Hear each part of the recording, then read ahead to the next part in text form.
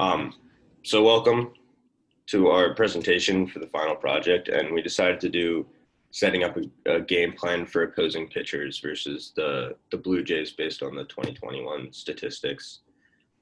We gathered mainly like Statcast Savant data to determine pitch position and output of what happens on that specific pitch and whatnot.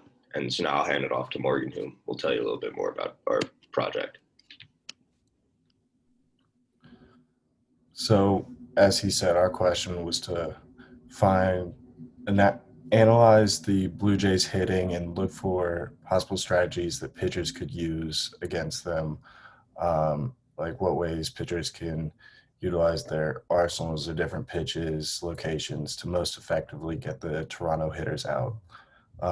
Toronto has one of the up and coming young talented teams in the MLB with a lot of right-handed hitting, with stars such as Vladimir Guerrero Jr., Bo Bichette, Teoscar Hernandez,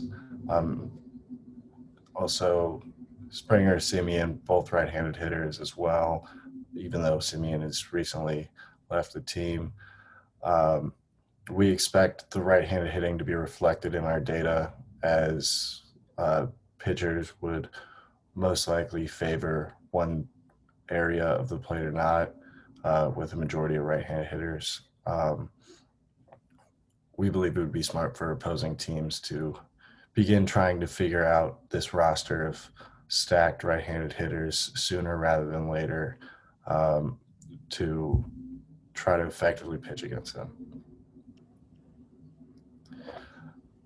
Our model we used to predict the run expectancy for the Blue Jays, and we used the position of the pitch, launch speed, and estimated batting average.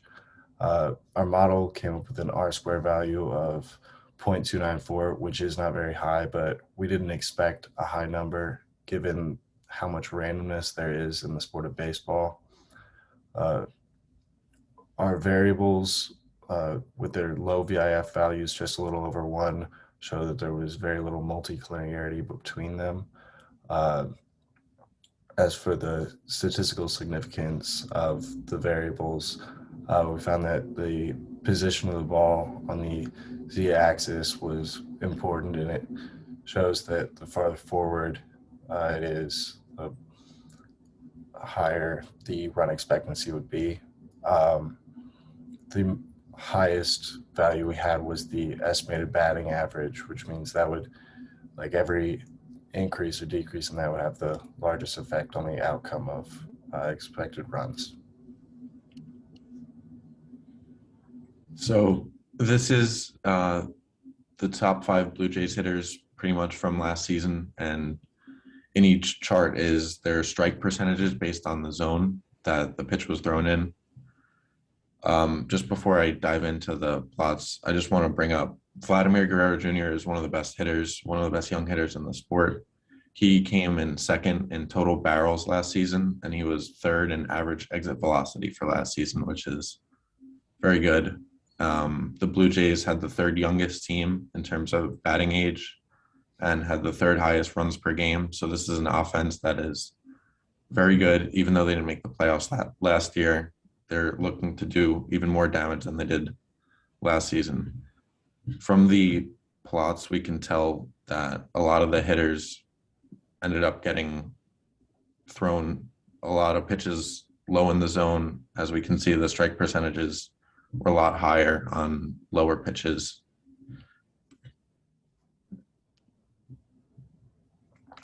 For the next slide, this is basically similar. It just breaks it up into the Blue Jays based on the different pitches that they've faced. So fastballs include four-seam fastballs, sinkers, and cutters. The off-speed includes curveballs, knuckle curves, sliders, and a couple ephises. And the changeups include the changeups and splitters. From these, we can tell that the fastballs worked well low in the zone, and surprisingly, the off-speed and changeups were called a lot more higher in the zone. The Blue Jays were one of the top teams versus fastballs, so learning when to throw a fastball and learning how to throw them effectively in certain locations can definitely help a pitching staff face this team in the future. Yeah, and similar to that, on this plot on the right-hand side of the screen, there's all of the pitches that these Blue Jays hitters had struck out on this season, and the color corresponds to the zone and the strike zone that it is. But as you can tell from this, the majority of the strikeout pitches came on pitches lower in the zone and below the zone. I think Blue Jays hitters are more susceptible to swinging out of the zone on lower pitches. So I think opposing pitchers should look to set up Toronto batters to throw those off-speed pitches low in the zone and try and strike them out to avoid, obviously, hanging pitches is gonna, not end well. And then, as Owen had said earlier, the fastball, they were a very effective team against fastballs. So properly utilizing your fastball to set up these off-speed pitches low will enable the pitchers to effectively attack these hitters. So our game plan that we created for opposing pitchers, as evident from the plots that we have previously shown, the Blue Jays hitters struggled more against pitches lower in the zone, and because they were a very righty-heavy team, pitches low and away were obviously big challenge zones for them. But we noticed a trend that pitchers were more successful when facing the Blue Jays when they kept the ball down towards the bottom of the zone, maybe even below it, just avoiding staying too up so they can make solid contact.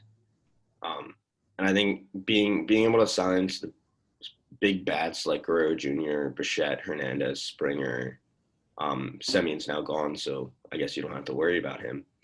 But I think handling those big batters will give pitchers a better chance as a whole to effectively silence the offense on this team and help their team win.